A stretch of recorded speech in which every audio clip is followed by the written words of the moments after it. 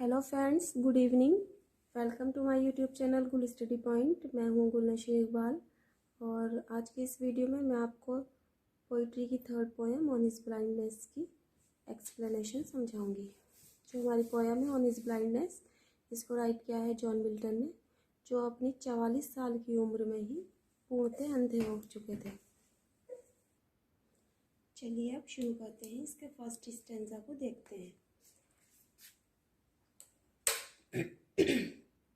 जैसे when I consider how my light is spent, here half my days in this dark world and white, and that one talent which is death to hide, lost with me useless। इसका अर्थ समझ लीजिए। when जब, I consider मुझे समझ आता है, how के कैसे, माई लाइट मेरी आंखों की रोशनी इज स्पेंट जा चुकी है। मतलब जब कवि को पता चलता है कि उसकी आंखों की रोशनी जा चुकी है। ईयर हाफ माई डेज, उसकी आधी ज़िंदगी से पहले ही, ईयर मीन्स होता है पहले ही। इन दिस डार्क वर्ल्ड, इस अंधकार रूपी संसार में, एंड वाइड और विशाल संसार में, एंड और that one talent which is death to hide, and that और वन टैलेंट, उसके अंदर जो एक टैलेंट है, टैलेंट मीन्स हुनर, which is death to hide, जो मृत्यु तक छिप गया है, लॉस्ट विद मी यूजलेस, वो मेरे अंदर ही यूजलेस रह जाएगा। मतलब कवि कहता है कि उसके अंदर जो टैलेंट है पोइट्री को लिखने का, वो आप पोइट्री ब्लाइंड होने के बाद कैसे लिखेंगे, तो जो उनका टैलेंट है वो उनकी मृत्यु के साथ ही चला जाएगा।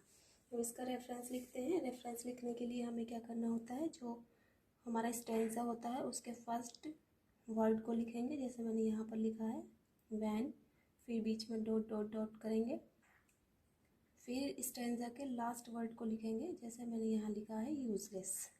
ठीक, अब इसका रेफरेंस लिखते हैं। रेफरेंस लिखने के लिए जैसे मैंने अपनी पिछली पोएम में भी आपको रेफरेंस लिखना बताया है।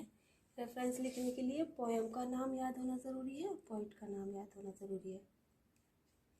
तो जैसे दीज लाइन्स, ये पंक्तियाँ हैव बीन टेकन, ली गई हैं फ्रॉम द पोएम, किस पोएम से ली गई हैं, ऑन हिज ब्लाइंडनेस। ऑन का ओ बड़ा बनाया, हिज का एच कैपिटल बनाया और ब्लाइंडनेस का बी। हमें पोइट्री पोएम का नाम और लेसन्स का नाम इसी तरह से मेंशन करना होता है।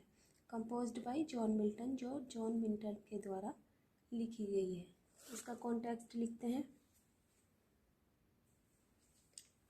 कॉन्टेक्स्ट लिखने के लिए जो हमारा स्टैंजा है उसी के मीनिंग अगर हमें पता होगा तो बहुत अच्छा से कॉन्टेक्स्ट हम लिख सकते हैं। जैसे इन दीज लाइन्स, इन पंक्तियों में, द पोइट कवि जॉन मिल्टन, जिनका नाम जॉन मिल्टन है, एक्सप्रेसेस प्रकट करते हैं, हिज सोरो, अपने दुख को, बिकॉज क्योंकि, he has lost his I site, क्योंकि उन्होंने अपनी आंखों की रोशनी खो दी है, in the half of his life, अपनी आधी ज़िंदगी में ही।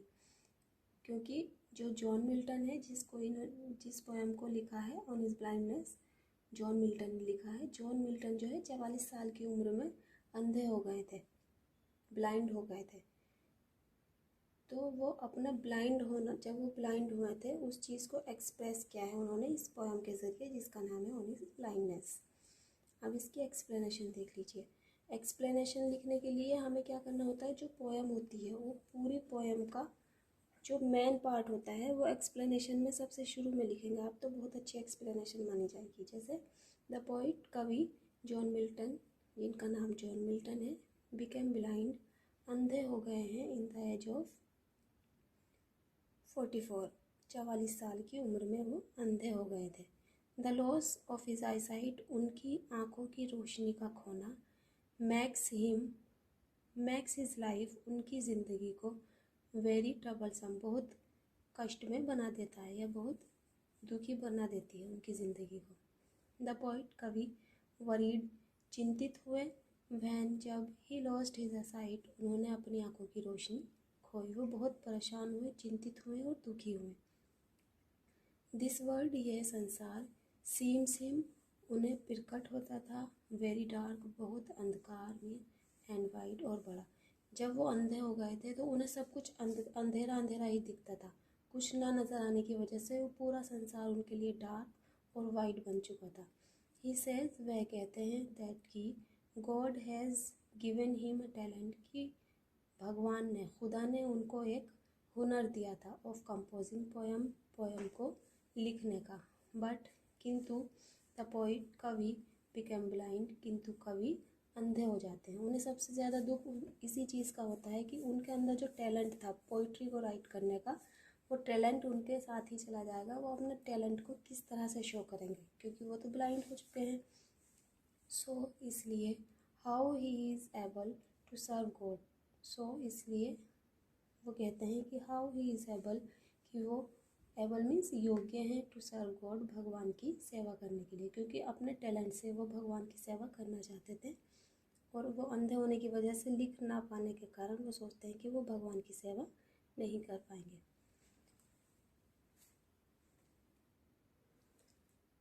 तो ये थी ऑन हिज ब्लाइंडनेस के फर्स्ट स्टेंजा की explanation.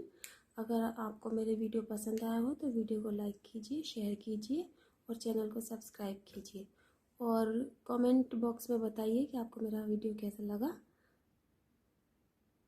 Thanks for watching, bye bye, take care and keep watching my all videos.